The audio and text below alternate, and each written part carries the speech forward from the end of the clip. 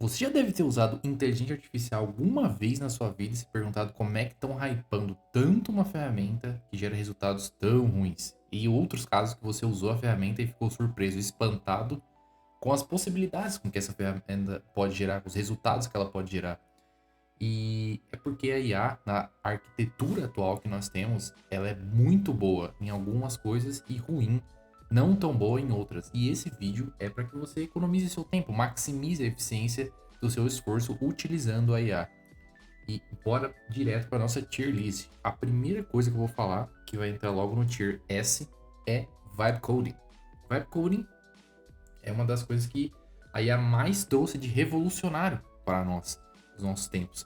Porque ele permitiu, primeiro, que leigos pudessem criar código, o que permitiu com que pessoas que não têm tanta experiência técnica criassem aplicativos, fizessem sites, conseguissem criar coisas para ganhar dinheiro ou mesmo para criar automações na sua casa ou principalmente no seu trabalho. Automações que, por exemplo, digamos que você tem 40 horas de trabalho e tem uma tarefa repetitiva que você faz 10 horas por semana.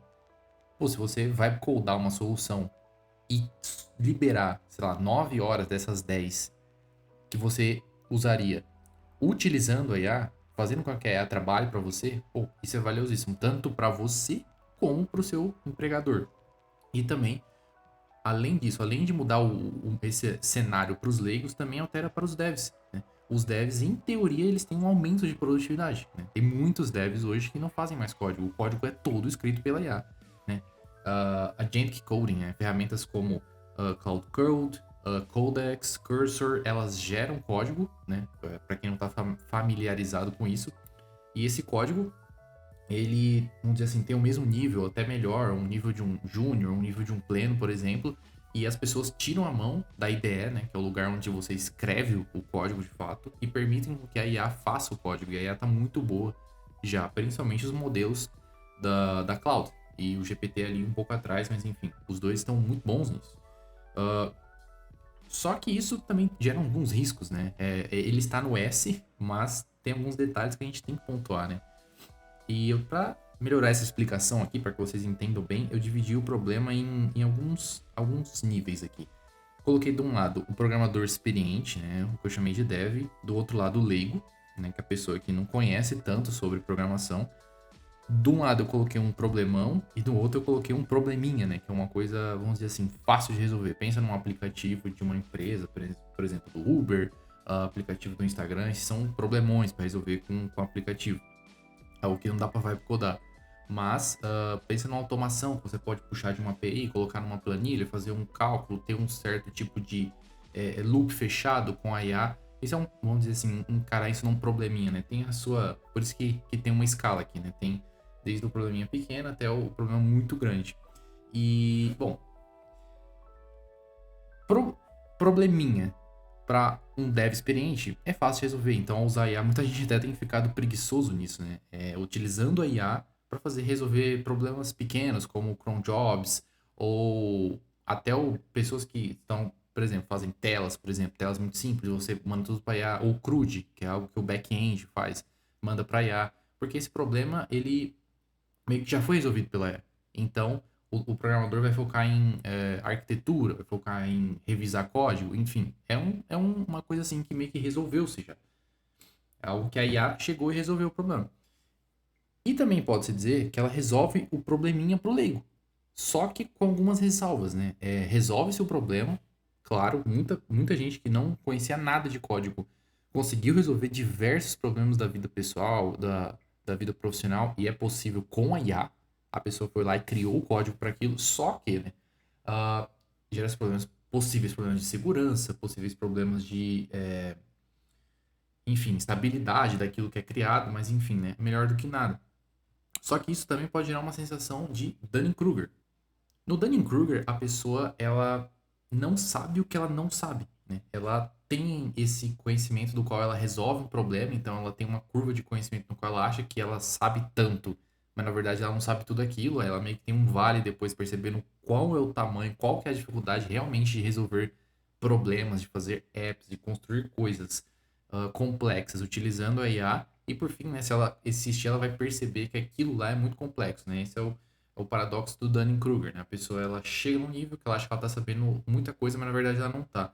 Isso tem sido muito, muito comum com a IA.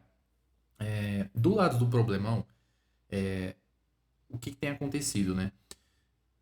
Devs experientes com o problemão tem, por exemplo, digamos que eu vou fazer uma feature, né, que é basicamente mandar uma tela ou uma API, né, que é uma parte do back-end, e eu tenho usado a IA e também, digamos que o meu colega que revisa meu código também usa a IA para revisar o código. Isso tem causado um aumento de bugs, um aumento de incidentes. Por exemplo, se vocês verem os últimos 30 dias de estabilidade do GitHub, que é uma ferramenta onde que armazena o código e faz controle de versão, tem tido uma oscilação.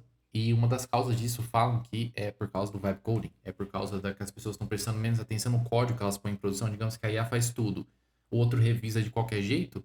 Esse código ele vai de qualquer jeito para produção e ele vai gerar bugs, ele vai gerar incidentes. Enfim, essa é uma coisa que percebe-se que está havendo um aumento desse tipo de coisa com o vibe coding. Segunda coisa, a qualidade do código. Como as pessoas elas estão dando menos atenção para o código, elas estão fazendo, por exemplo, disparando vários agentes fazendo coisas ao mesmo tempo, é natural que a qualidade do código que é feito caia. E com isso, a dificuldade de manutenção ela vai crescendo.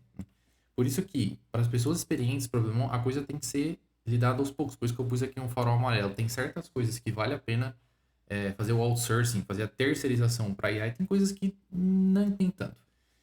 E problemão para as pessoas leigas pode gerar problemas graves, né? Como eu falei lá no começo, problemas de segurança, problemas de estabilidade muito graves, você pode sofrer DDoS, enfim. Mas também para mim é uma oportunidade, porque assim, a IA resolve a complexidade que ela gera. Então você pode usar a IA para resolver um problema que ela gerou, digamos, né? Você gerou um sistema. Um problema que foi gerado agora é como você lida com esse sistema, como você garante que ele é seguro. A IA te ajuda, né, a resolver isso. Esse é um ponto, então. Então, da forma como eu vejo, tem muita, muita oportunidade para o leigo que quer aprender programação ou quer simplesmente fazer o sistema e colocar para rodar, utilizar a IA para fazer e utilizar o IA para cuidar dele. Então, enfim, vibe coding para mim é esse e coding é uma das melhores coisas que a IA pode fazer. Agora vamos para o próximo. Opinião. Opinião eu vou colocar no D e análise eu vou colocar no S.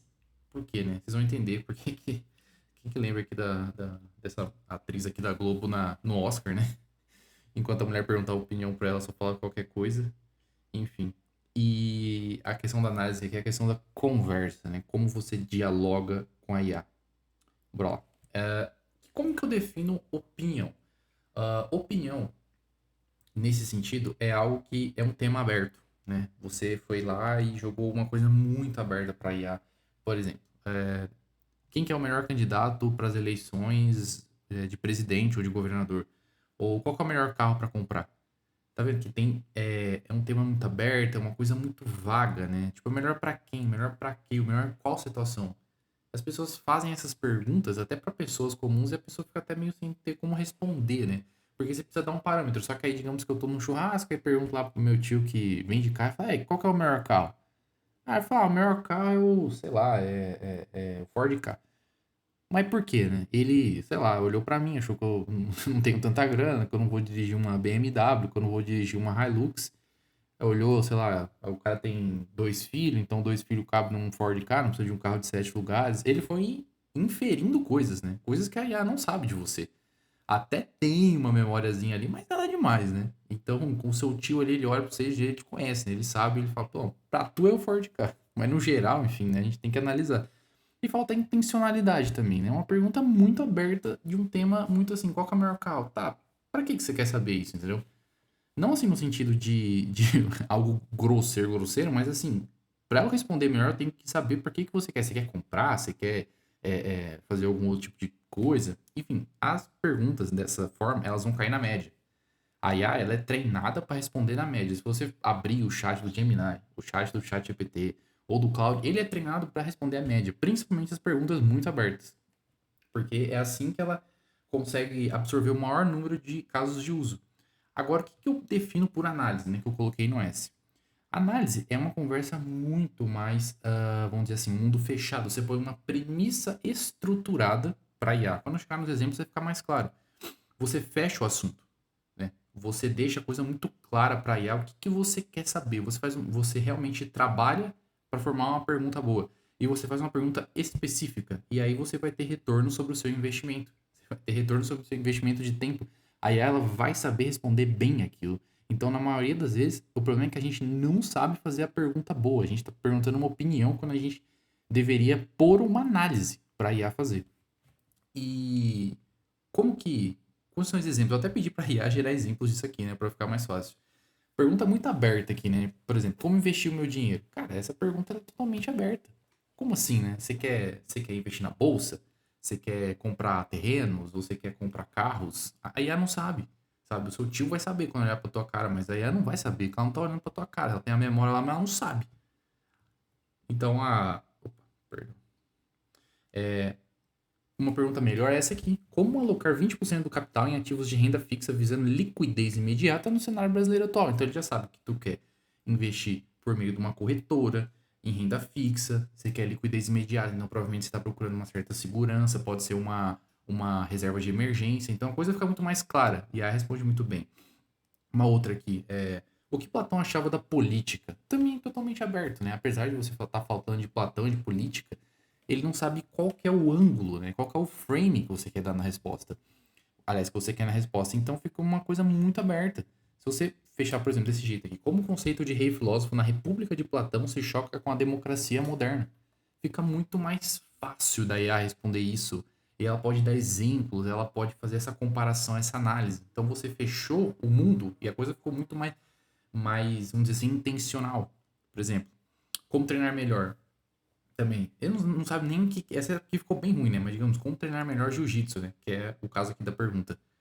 É muito amplo. Ela não sabe se você quer, se você é atleta, não sabe se você é um pai de família, um robista, como dizem, enfim.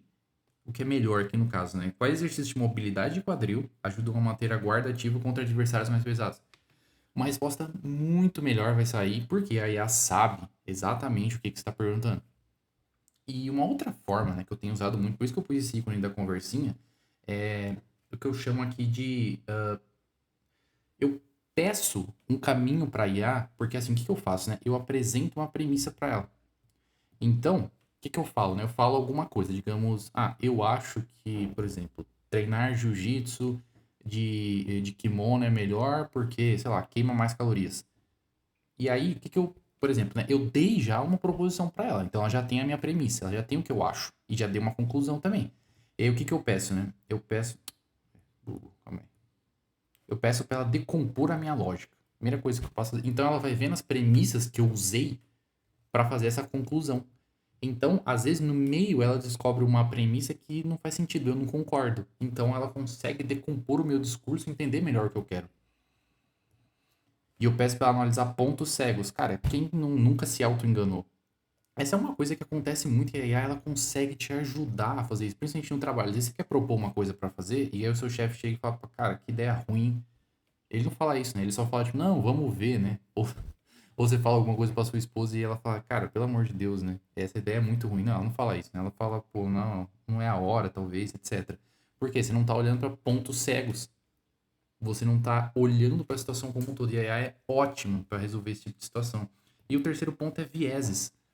Por exemplo, quando a gente está querendo muito que algo seja verdade, a gente procura só por evidências daquilo que faz aquilo parecer verdade, faz aquilo ser verdade. Por exemplo, no futebol é muito comum. Eu só vejo os lances que favorecem o meu time, né? Eu não vejo, por exemplo, quando chamam o VAR pro meu time e fazem uma coisa certa, eu não reclamo de nada, né? Não vou nem dizer de certos treinadores portugueses que fazem esse tipo de coisa. Mas, se acontece algo errado pro outro time, aí eu fico maluco, né? Mas se acontece algo certo pro outro time, enfim, né? É o tipo de coisa. Eu tenho um viés de confirmação. Eu tento olhar para aquela situação e procurar seletivamente coisas para confirmar aquilo. Esse é só um dos tipos de viés, né? Mas aí ajuda a enxergar isso. E aí você ganha força nessa proposta. A maioria dos vídeos que eu faço aqui, eu uso esse tipo de caminho, porque ajuda a validar as coisas que eu falo pra eu não vir aqui e falar uma besteira, né? Mas enfim, vamos continuar, porque o vídeo já tá longo e eu só falei de 3 coisas. Qual que é a próxima, né? Vou falar sobre Closed Loop. Closed Loop vou colocar também no S. E o que de acho que é Closed Loop? Por que está no S? O que é isso, né? Pensa na sua interação comum com a IA. Veja só, a primeira interação é você manda uma mensagem para a IA, ela responde para você no chat ou por meio de um agente, e ela pode estar certa ou errada, e aí talvez você fique iterando isso aqui, e aí beleza, né? Meio que o aprendizado é local, vamos dizer assim. E talvez você troque umas 3 ou 4 mensagens e fica nisso. Beleza, essa é uma forma não tão eficiente, é uma forma simples de utilizar a IA. Né? O que seria uma forma melhor? Que é mais ou menos o que o Cloud Code, o Cursor fazem bem. Que é, você manda uma mensagem para a IA e ela fica num loop fechado dentro dela, melhorando a resposta que ela vai dar para você. E depois de várias iterações, né, depois dela fazer isso várias vezes, ela retorna. E aí se você já usou o Cloud Code, você já usou o Cursor, é exatamente isso que acontece. Aí você tem uma ideia melhor, tá mais perto da verdade, você tem que decidir algumas coisas que provavelmente não ficou tão claro para IA. Então, aí o que você faz? Você manda de novo. E aí eu coloquei aqui a IA++, que é o quê? É uma IA, ali dentro da conversa, que ela já entendeu melhor o que você quer. Ela já tá muito mais clara, ela já iterou para buscar uma resposta que te atende melhor. E ela vai fazer isso de novo. Ela vai ficar nesse loop até ela voltar para você. E aí vai estar melhor ainda. Um terceiro caso é o que? Você vai pegar isso e responder de novo. E aí, isso aqui tem um limite, tá? Não vai ser mais aqui pra vida inteira, não. Mas a mesma coisa, né? Vocês entenderam. Então você tá num loop fechado aqui com a IA. Não é exatamente fechado, né? E esse seria o loop que eu quero setar. Esses dois aqui, esses três, aliás. Mas já é muito melhor do que essa primeira interação. Né? Que a IA você simplesmente jogou a IA, já respondeu e você continuou. É muito menos efetivo do que fazer isso aqui. Por quê? Porque quando a IA ela tá verificando se a primeira resposta dela ficou boa ou não, ela já consegue dar resultados melhores. E isso, por exemplo, as empresas elas pegam um modelo grande para treinar um modelo, sei lá, pequeno, né? Que acontece, né? Um modelo pequeno gera uma resposta. Aí o grande verifica e fala, cara, ficou ruim isso aqui, hein? Aí ele manda de novo pro pequeno. E assim fica nesse loop. Até que o pequeno responda bem. E aí o modelo grande, né? Um modelo que custa caro, ele ensinou, ele criou um modelo pequeno. Isso para fazer LLMs novas. Mas aqui pro nosso cenário dá para aplicar também. Então, como se dá isso aqui, né?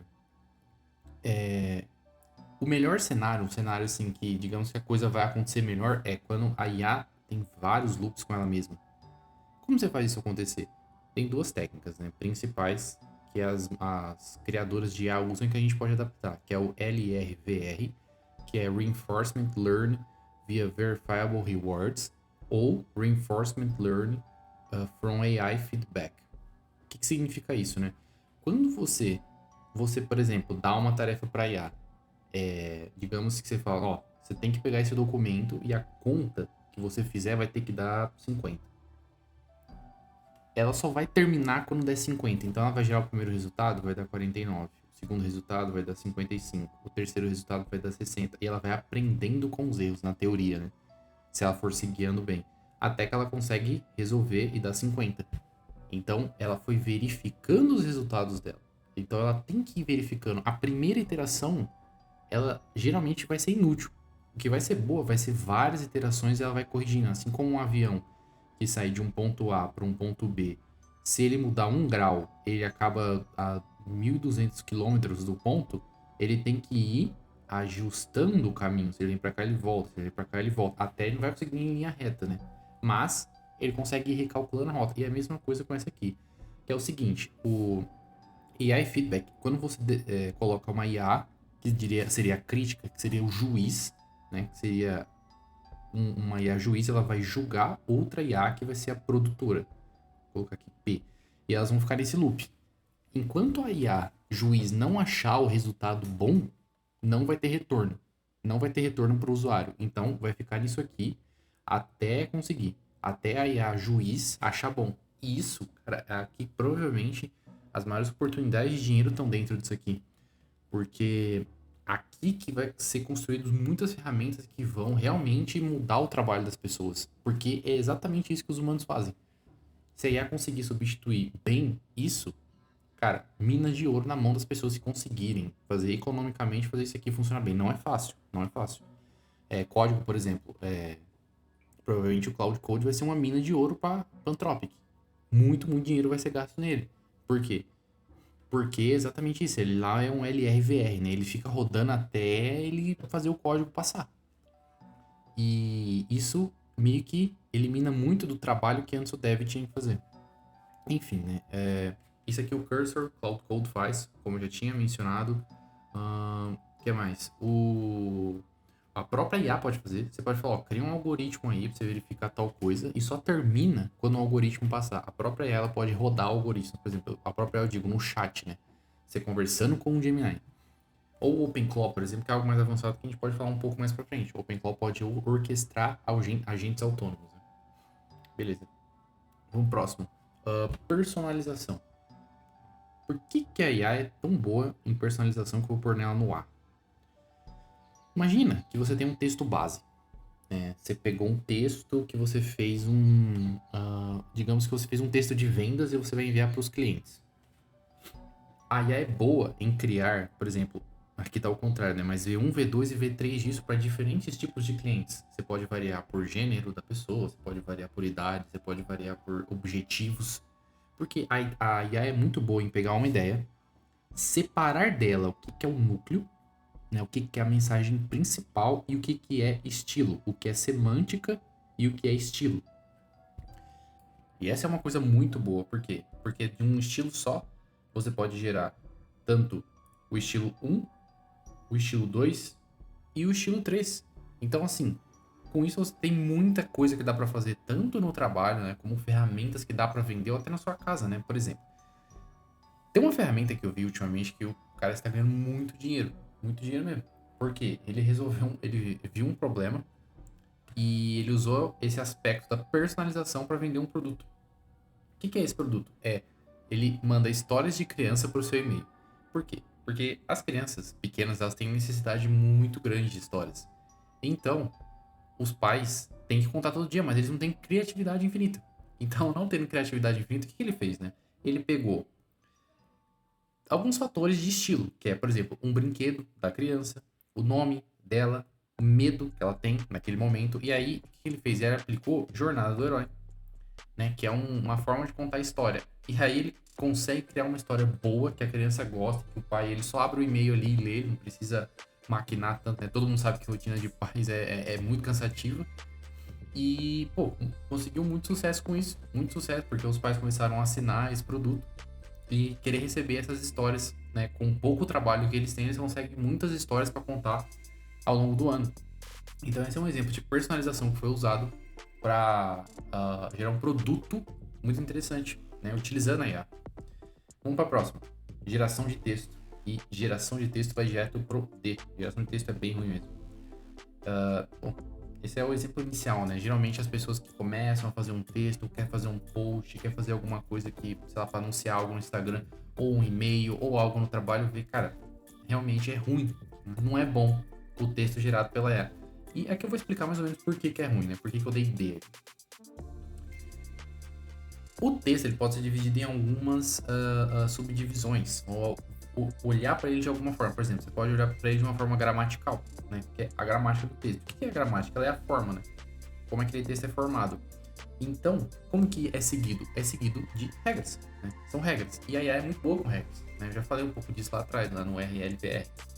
Então, por exemplo, análise gramatical, a IA é muito boa. Então, aqui, né, é o verdinho. Com certeza pode ser usado para isso. Mas não é um uso muito bom, né? É ideal que a gente use a IA para outras coisas, porque os tokens não são baratos. O segundo passo é a lógica, né? É como as ideias se conectam, se as conclusões do texto se partem das premissas, as premissas são verdadeiras. É basicamente a dialética. Aqui ela olha por quê? Para o conteúdo. E se o conteúdo tem consistência, se a conclusão deriva da premissa. E Aqui eu coloquei amarelinho. Acho que tem que ser usado, mas não tanto quanto a gramática. Por quê? A e A se perde. O termo correto é entropia contextual. Quanto mais contexto ela vai ganhando, mais difícil vai ser de com que ela entenda melhor aquele texto. Então, assim, se você der um contexto muito... Por exemplo, todo mundo quer escrever um documento grande. Por exemplo, você vai escrever um documento grande no seu trabalho, você pede para escrever. Cara, a primeira versão ficou horrível. Aí você vai arrumando, aí vai ficando mais ou menos. Aí você fala, cara, seria melhor eu ter escrevido isso aqui na mão. Porque aí só me atrapalhou. Por quê? Ela foi se perdendo com o passar do tempo e ela começou a confundir conclusão com premissa e começou a assumir coisas que não deveria. Enfim, como que eu gosto de usar isso aqui? Pouco a pouco. Eu vou um parágrafo, vejo a conclusão e a premissa. Vou outro parágrafo e assim vai, sabe? E a coisa vai se criando daí. E por fim, o último, que é o que deixa o texto ruim, é a retórica. A retórica, ela é o veículo no qual você põe a mensagem e a pessoa recebe do outro lado. Se isso for ruim, a sua mensagem pode estar certa, mas ela não vai ser bem recebida. Às vezes você vê um vídeo, ele é maçante, é porque a pessoa não tem retórica para falar. Às vezes você tá conversando com alguém, a pessoa tá contando uma história e você não tá entendendo. Às vezes a história até tem pé e tem cabeça, mas você fala, cara, eu não tava entendendo o jeito que a pessoa tá falando, tava estranho. Ou você vê aqueles coaches, né? Eles são, a gente fala, né? Pessoas que têm muita retórica porque eles usam muitos gatilhos, né, para convencer as pessoas de que o que ele tá falando tá certo. E, enfim, a retórica ela é parte totalmente importante, ela não é só o estilo compreende, está dentro da retórica, mas não é tudo isso. Aristóteles falava que a retórica é o ethos, o pathos, logo, tem a ver com a sua credibilidade, a parte do ethos, ela tem a ver com emoção, né? Uma mensagem sem emoção ela é estranha e ela sofre muito com isso, que é a parte do pathos e a parte do logos, né? Que é como você encapsula a verdade de uma forma persuasiva para chegar nas outras pessoas. E aí, aqui, o porquê, né? Por que a retórica vai mal aqui? Contexto. O contexto para retórica é ainda maior do que é necessário para lógica e para outras coisas. Então, assim, se perde muito. Tem muitas coisas que ela não leva em consideração que ela deveria levar. Público. O público com quem ela trata, mesmo que a gente fale que é uma pessoa X, uma pessoa Y, também é muito ruim. Ela não consegue entender muito bem as nuances que tem de público, entendeu? E o trejeito seu também, a forma como você fala, que tem muitos detalhes que você, na verdade, as pessoas nem entendem dificilmente, porque o discurso que cada pessoa tem não é meticulosamente criado. Você fala de um jeito ou usa expressões que, na verdade, você não pensou exatamente, vou usar a expressão tal, vou usar gatilho tal. Não, na verdade, você não pensa totalmente nisso, o negócio só sai. E é muito mais fácil você falar, você criar o texto, por exemplo, esse vídeo aqui eu criei todo, a IA não criou nada, ela me ajudou na parte da gramática e da lógica, mas na parte da retórica não, porque senão ficaria horrível, ficaria uma bosta. Mas enfim, o que acontece, né? Eu sou contra, né? Tem um xizinho aqui e, bom, enfim, pra mim fica parecendo um Xerox, né? Se você vê um post giratorial, um vídeo giratorial, fica de todo mundo igual, fica uma porcaria. E é por isso que as coisas tendem à média, né? Eu já falei um pouco disso, né? A IA é treinada para atender a média, para atender o máximo de casos de uso, não para atender o seu caso de uso. Então, vai ser ruim, vai soar péssimo. Então, por isso que é D. Vamos pro próximo. Tomar decisões. Tomar decisões é também D, né? Não é bom. É horrível. Na verdade, você não deveria deixar que a IA tomasse decisões por você. E todo mundo meio que sabe disso, né? Mas é por quê, né? Acho que o porquê que é interessante de entender, né? Eu vou explicar um pouco sobre a questão. O frame aqui vai ser de estudo. Por quê, né? Quando você estuda algo, você quer reter aquilo. Então, né? Você quer reter aquilo na sua memória, né? Você quer que o conhecimento entre e fique na tua cabeça, né? Tem um conceito que chama taxonomia de Bloom, que ela divide os níveis de pensamento, né? Tem um high order thinking, low order thinking.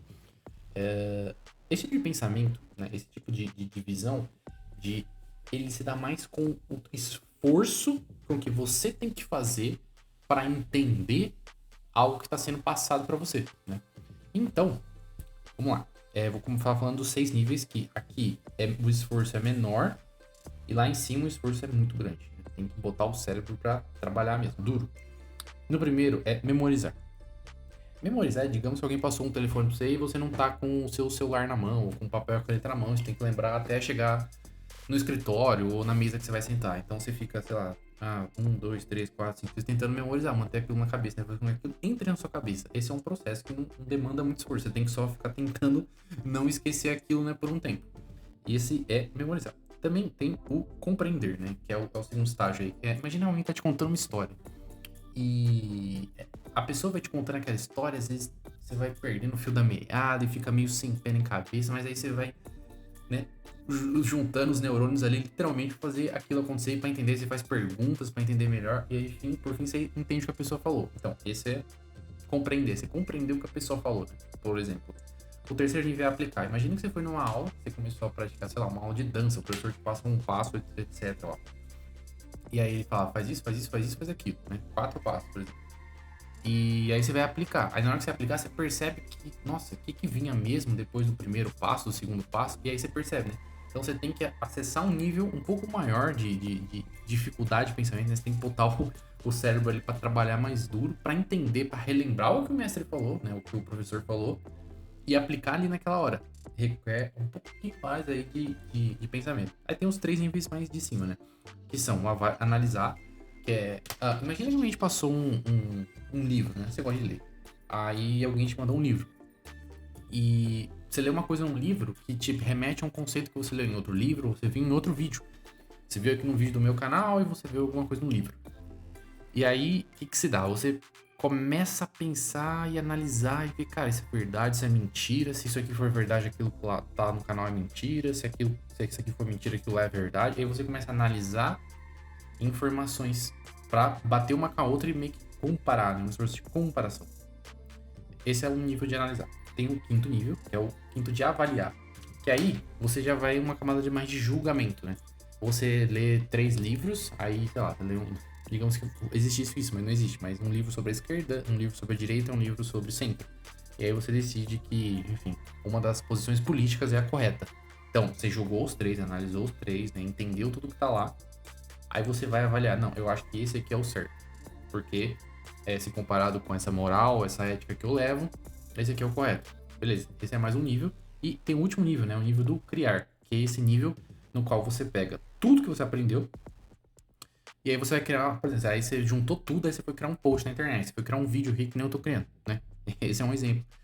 Então, a IA, ela é muito boa nas 3 primeiras, né? Aplicar, compreender e memorizar. Para isso ela é ótima. Os últimos 3 níveis, eles são domínio do humano. É o domínio da pessoa que raciocina, né? A IA não raciocina, a IA, ela é uma ferramenta estatística, vamos colocar dessa forma. E para tomar decisões, você precisa analisar, você precisa avaliar e você precisa, não precisa criar, né? Mas enfim, para tomar decisões, o domínio é esse. Não é só porque ela é uma máquina, etc. Mas assim, a IA vai tomar decisões algum dia. Não, provavelmente não. Porque ela, não nessa arquitetura, não nesse modelo, eu acho que também nem outro modelo, por causa da ontologia do negócio.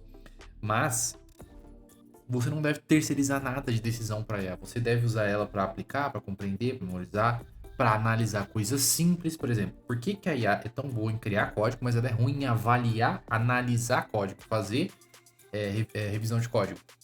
Porque ela não é boa nisso, é uma atividade puramente humana, o contexto é muito grande, ela não consegue analisar isso de uma forma concreta, ela não consegue comparar, ela vê um domínio muito pequeno, enquanto pessoas mais sênior, mais dentro do assunto, elas vão entendendo melhor. Portanto, tomar decisões qualquer tipo de decisão não é uma boa coisa a ser feita com a IA. Portanto, Code Maxing.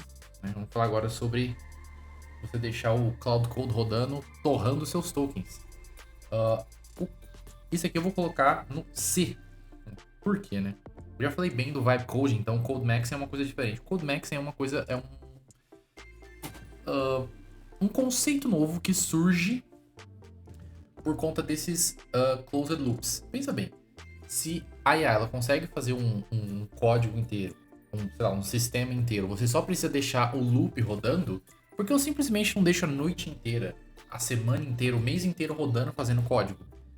Porque todo o tempo que eu tô rodando, eu não tô acordado, eu não tô coordenando 10 agentes, 20 agentes coordenando agentes, né, fazendo código. Por quê?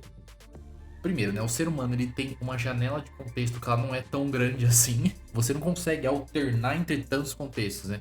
Eu uso 3 no trabalho, 3 agentes. Cara, 3 eu já fico perdido, né? Tem gente que fala que usa 6, tem gente que quer usar 10, né? Eu vi uma foto do criador do OpenClaw com vários, acho que eram uns 20. Cara, não tem como você acompanhar todos esses contextos. E, inevitavelmente, você não vai entregar algo para um contexto lá, digamos, o contexto número 17.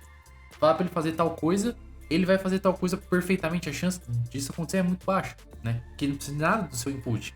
Mas, enfim, pode acontecer.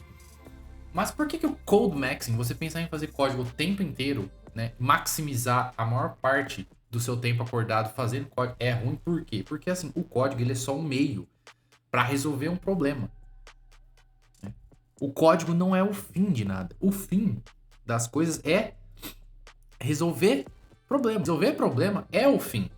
Você usa a IA, usa a ferramenta, usa o código, usa a ferramenta que gera outra ferramenta para resolver problema. Né? Se você não está resolvendo problema, isso não tem tanto valor assim. Você vai chegar no final e depois falar, nossa, perdi meu tempo, perdi dinheiro fazendo aquilo, gerando esse código que é inútil, porque ele resolve um problema muito pequeno, um problema que não deveria nem ser resolvido. Então, enfim, acho que para tirar essa ansiedade, Code Maxing vai nessa, não sei, na minha opinião, por causa disso. Porque não é algo que as pessoas deveriam estar focando, e sim focando muito mais em resolver problemas. Agora, vamos continuar. Vou agora pegar brainstorming referências. Esse aqui eu vou colocar no B. E brainstorming eu vou colocar no A. Por quê? A IA, ela é muito boa em criar conexões inesperadas, né? Como ela é uma ferramenta, todo mundo sabe que a IA alucina um pouco, né? Sempre teve isso, né? Tipo, a IA dá uma resposta totalmente nada a ver. Você fala, meu, até quem usa Cloud Code, né? Aí você dá uma instrução, não faça isso até que isso aconteça. Ela vai lá e faz, e alucina em cima disso. Todo mundo já viu como é que funciona a alucinação de IA. Mas essa alucinação, ela pode ser usada para uma coisa boa, né? Um pouco de loucura na vida, às vezes ela resolve também na IA. Quando faz uma conexão totalmente inesperada entre duas ideias, às vezes pode sair algo que você fala, cara, é isso, né? Na verdade, às vezes você olha pra uma pessoa que você fala, nossa, o pensamento fora da caixa, é porque a pessoa cria uma conexão inesperada. Então ela consegue buscar uma referência. Por exemplo, estou estudando filosofia, aí ela consegue buscar uma coisa fora da caixa de uma pessoa aleatória, de um assunto totalmente diferente que faz sentido com aquilo, ou uma ideia que é uma conexão inesperada com o tema que eu tô de fato fazendo. Então, assim, é uma coisa boa que a IA faça esse tipo de coisa, né? Essa conexão inesperada, por isso que ela é boa. Ela é multidisciplinar, então eu posso estar estudando português, mas ela consegue buscar um assunto, sei lá, da biologia, eu nem sei se tem como fazer isso, mas conectar as ideias e trazer algo, né, que nasça daquilo, né? Estatisticamente ela pode buscar aquilo. E como eu tava falando, né, ela tem essa alucinação, mas se essa alucinação é controlada, a gente consegue domar esse cavalo, né, que não tem muito freio, cara, a gente consegue ter ótimas ideias e ótimas referências, né, quando a gente vai pensando sobre um assunto, digamos que eu estou estudando alguma coisa, eu quero uma referência muito distante, mas que faça sentido, a IA é uma boa pedida para essa, né? Por isso que brainstorming vai no A e referências aqui no B. E eu acho que brainstorming é mais eficiente, né? Referências não é boa para você buscar, talvez para você pegar alguma coisa a mais, né? Por exemplo, estou estudando etimologia. E aí eu consigo buscar algum assunto de etimologia que é diferente, depois eu já estudar o cânon principal daquele assunto. E agora, por fim, né, a última coisa que falta eu colocar, que é a comparação. Né? A comparação, ela vai entrar... Aliás, perdão, a compactação. Falando errado aqui. A compactação, ela vai entrar no A também, né? A gente tem um... Lembra que eu falei da ideia que o texto, a IA consegue pegar o texto, tirar o que é o sentido principal, né, o sentido central daquilo, e o que é auxiliar ao entendimento humano, que sem aquilo a gente não entenderia, porque seria muito difícil de ler. Pensa num livro, né? Se o livro fosse tudo, vamos dizer assim, gorfado, a gente não entender nada. Tem a diagramação, tem os negritos, tem a fonte, aquilo é auxiliar para que a gente entenda. O sentido central ela consegue tirar e o auxiliar não. Então, assim, você consegue jogar muitos documentos lá e compactar, por exemplo, 3 documentos da sua empresa, misturado com 3 links de artigos que você leu, e aí você consegue dialogar com aquilo de uma forma boa, porque ela vai extrair o que é o principal daquilo, e aí você consegue conversar com, por exemplo, Notebook, LM faz isso muito bem.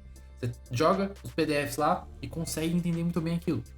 Então, é muito bom, é muito útil. E só que isso é finito, né? Não é infinito, você não pode tacar todos os livros lá.